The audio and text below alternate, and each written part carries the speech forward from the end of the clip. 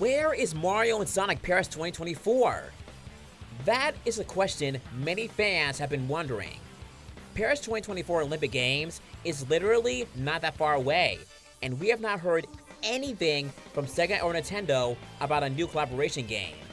Not even if the series is canned for good.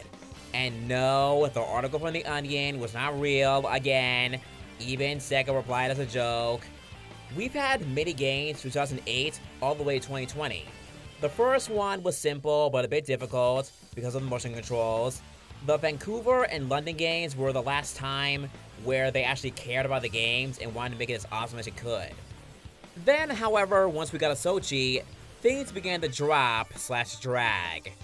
For one, Sochi 2014 was the last time that we got a Winter Olympics, because Ubisoft bought the rights to make winter games. As such, we never got 2018 or a 2022 Winter Olympics, which did suck because I really did like the winter events. Even then, Sochi sucked. This was not an opening movie, and the roster remained unchanged. Events weren't as fun. Legend Showdown was just like the London Story Mode on 3DS with the clones.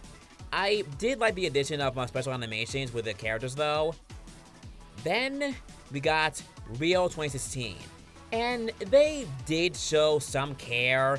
I did like the hub world being on the beach, but starting with this, the opening movies were not CG anymore, but instead using in-game graphics instead. Talk about lazy. Speaking of, the events were lacking in quantity. But now, the basic complaint that we all continue to have, aside from us wanting an actual crossover, a true crossover I mean, was this. Please tell me now, why on earth were all the new characters locked behind one event each? We waited years, 4 years, for new characters and we get this? It makes no sense, 0 sense that the roster has not changed since 2010. Yeah, since 2010. Characters like Diddy Kong, Rouge, Espio, Jet, Birdo, and Rosalina should have been in the base roster since London. It's like if Smash Bros. Or Mario Kart never had any roster increases, and the new characters were restricted to a single stage or track. Wouldn't that make 0 sense? So then, we got Tokyo 2020.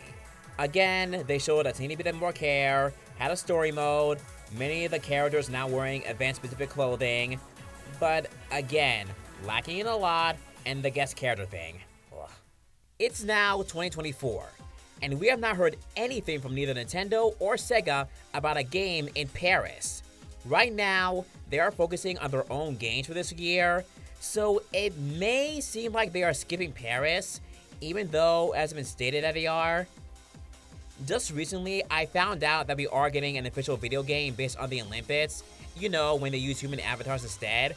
We've had those all the time too, so it's not unusual.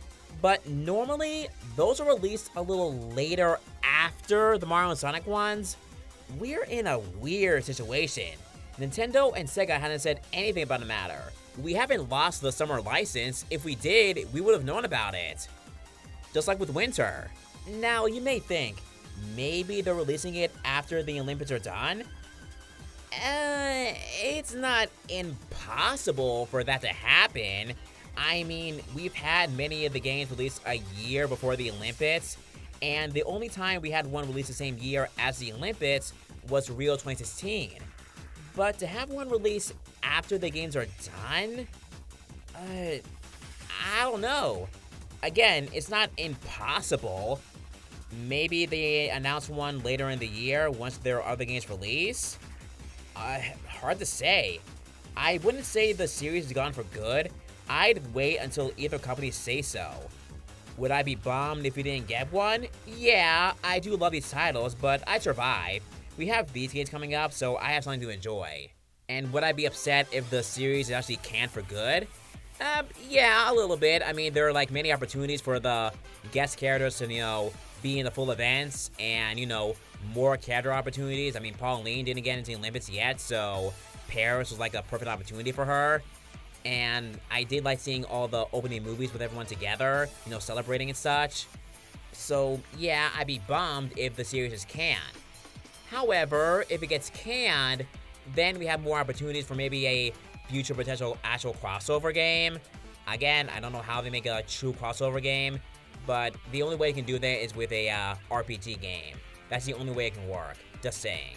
So, what do you guys think is going on with Mario and Sonic anyway? Let me know in the comments.